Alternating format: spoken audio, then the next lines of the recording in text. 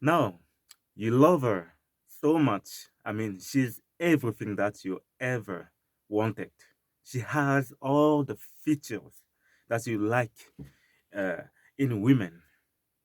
But there are two major problems. She is very, very, very tall. Look, she's that tall. And you are that short. In fact, you are very short. Okay?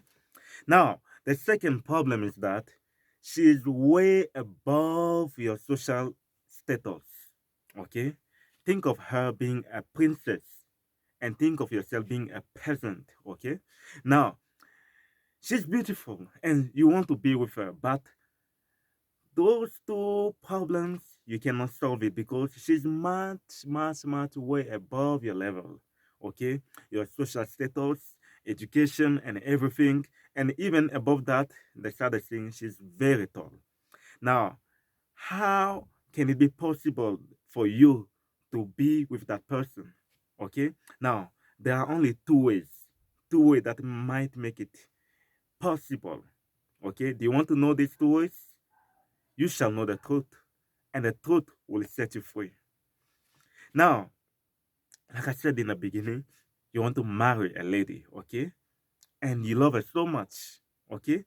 But just the fact that you love her doesn't mean that you have met her standards, okay? For example, she's very tall. Take the first problem. She's very, very tall, and you are very, very short, okay? Now, let's say, for example, you got married and now you want to kiss her all the time. You want to give her the love, to cuddle and all these kind of things. But because maybe you reach up to her, she's that tall and you are that short, okay? Now, imagine now, let's say she wants to kiss you or you want to kiss her. What is going to happen, okay? There are two things that's going to happen. Either you will have to scale up or maybe take a stool or anything. Sorry to not exaggerate, okay? So, but this is the reality, okay? So, there are two ways. Either you take something and stand on something in order for you to reach up to her level in order to kiss her. Now, the second way is that you have to she has to bow down, okay, and come down to your level, okay. Maybe she will have to be on her knee every time you want to kiss each other. All right, that is the first problem, the solution to the first problem. Now, coming to the social standard, the social issue, the social status, and you know that okay, she's a princess, she's living in a royal family, you know, you are a peasant, you are just there out there. You don't belong to the royal family. Maybe you're a farmer, someone just there, okay? Now, you can see that already you have not yet met the requirements for you to marry a princess. Just the fact that you love her doesn't mean that you are qualified to get her because she's way above your level in all ways. There's no match, okay? You cannot kiss her. She's very tall than you. She's taller than you. You cannot even come closer or even marry her because of her social status. She's a princess. And in a royal family, only a king can marry a king or someone in a royal family can only marry another person who belongs to the royal family. Now you are not in a royal family. What can happen? What are the possibilities for you to have that beautiful lady, that princess, the one you love, and she's the girl of your dream? What can happen? There are only two possibilities, okay? Like I told you, she has to come down to your level. She has to bow down to reach up to your level physically, okay? And the second way is that it will not be possible for you. The second way is almost impossible for you because you are a peasant. There is no way. Sorry, I have a bit of flu. There is no way that you're gonna make your way and become a king or belong to a royal family. There is only one way for you to be in a royal family. Either you are born in that family or you are married with the person who belongs to the royal family. That can be possible. Okay? Now, when it comes to righteousness issue, it will be the same logical example that I want to use to explain what righteousness means. Okay? Now, we can see we want to relate with God. We want to be identified with God. Okay? We want to come closer to God. But there are two major problems. God is way above our ways. His ways are way above. He's the highest God, the most high God. His God is big, is strong, is powerful. Imagine the children of Israel. They went to hear God, only the voice of God, and they came to the Mount Sinai. And what happens? They couldn't stand the presence of God. God was too much for them. It's like a man walking and trying to be a friend with an ant. An ant, okay? These small insects, there's no way you can be friend. I mean, anytime, even if you mean good, you're walking, you will not be able to see it properly. You might even crush it. Okay? That's how it is with God. Our ways are so down. God is so his ways are so above our ways. But there is no way we can reach up to God's standards. Okay? There is no way we can reach up to God's standards. Now, God tried to make a way in the past for us to reach up to his standards. Unfortunately, we could not even reach up to his standards with our own abilities. For example, he brought the laws to Moses. Okay, these are my standards. If you want to be identified with me, if you want to be closer to me, then you have to follow these rules and all these things for you to reach up to my standards. Now he gave the law to the people of Israel, even up to now. No one has ever fulfilled the law. No one has ever met the standards of God through the obedience of laws or through the observance of the laws of Moses.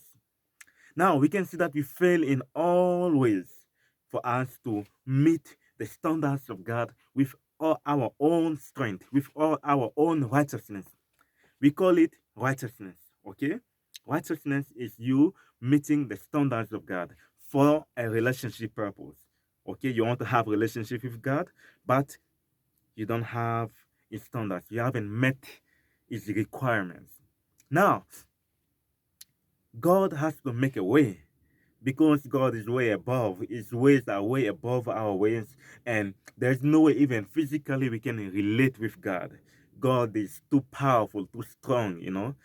Just his voice will make the earth tremble. Imagine you're talking to a person that every time you say, "Oh yes, hi my friend," there is earthquake. "Oh hi, give me fire," and before you know fire, you're burned. You will die just being in the presence of God physically.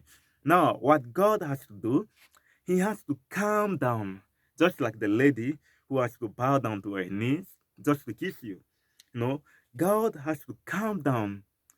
And how can he come down to our level? He has to be identified like us. He has to look like us. He has to calm down and meet to our level. Okay, is that tall God, that big God, that powerful God? He has to make himself nothing to become nothing in order to for us to be able to relate. That's why God came in the flesh, and we call him Jesus. Okay, he came in the flesh so that we may be in the same, like kind of standards, so that we may be able to have relationship where it will be kind of fair. Okay, now this is number one. But the fact that Jesus came down in the flesh doesn't mean that we have already fulfilled the second requirements. That is about the social status, okay, of being righteous, of being qualified, okay. Now imagine of yourself, there's nothing you can do. You are a short guy, she's very tall. There's nothing you can do by your own power, okay, or no medicine or no magic that you can do to make yourself tall to reach up to her level. So the only way for her is to always bow down to you. That's why God is very humble. Jesus came down in the flesh. He humbled himself and he came down and he looked like a man. So he has to bow down. Now the second requirement is that also we cannot fulfill the second requirements of being righteous, okay, or being qualified to meet the social status, okay, or the standards of God with our own abilities, okay. You are a peasant, the lady is a princess. How can you uh be with that person? The only way for you to be with that lady is, number one, you have to be in a royal family. Number two, you have to be born in a royal family. Because for you to be in a royal family, you have to be born. You have to be married in that family. Okay? So God has to make us kings. The Bible says that God has made us priests and kings. Okay? So now God Himself, He made us priests and kings. Now one thing, we are already qualified indirectly to be in a family of God, okay? To be in a family of God. Now, the second thing that God has to do, He has to make us to be born again, okay? We have to be born again. That's why in the Christianity, you will hear this kind of things, that are you born again? Are you born again? Because you have to be born again in a royal family for you to even belong to that family. You cannot be in a family of God if you are not born again. That's the fact, okay? Now, the third thing is that for you to be able to be in a relationship with that princess, beautiful princess, maybe the other way is that you have to marry that princess. Whenever we give our life to Jesus, we get married. The church is called the wife of Jesus, the bride, okay? The bride. Now, the bride is the woman, the church. Now, the church is already married to Jesus.